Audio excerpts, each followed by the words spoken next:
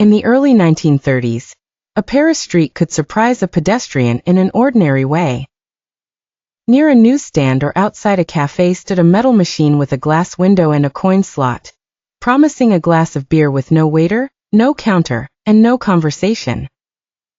People stopped, laughed, and then, with the same practicality they used for buying bread or cigarettes, they slipped in a coin and watched the drink appear. Lucien, a tram conductor with a neat mustache and a habit of arriving everywhere 5 minutes early, liked to say that the city was teaching itself speed. He admired the machine because it saved time after a long shift.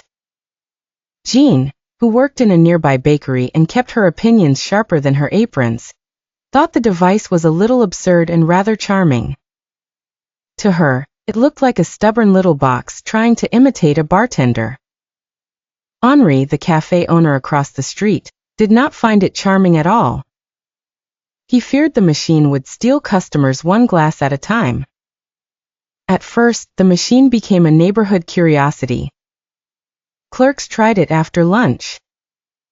Workers gathered in front of it on warm evenings. Tourists pointed at it as if it were a sign of the future. Some expected trouble, but the machine was dependable.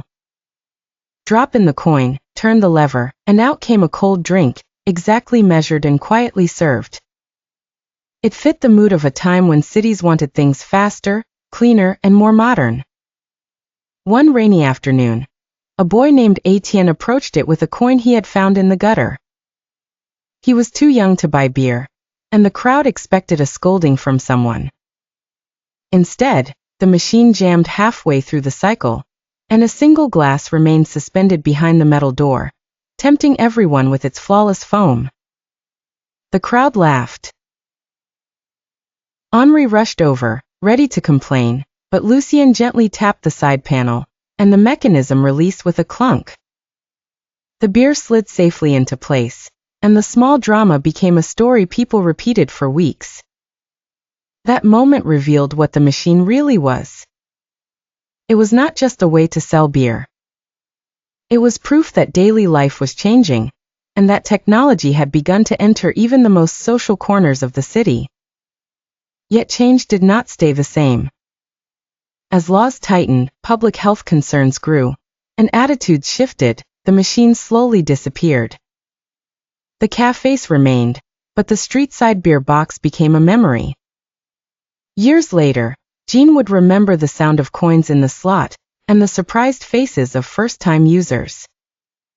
Henri would say the city had become less carefree, but more orderly. Lucien would shrug and call it progress in reverse.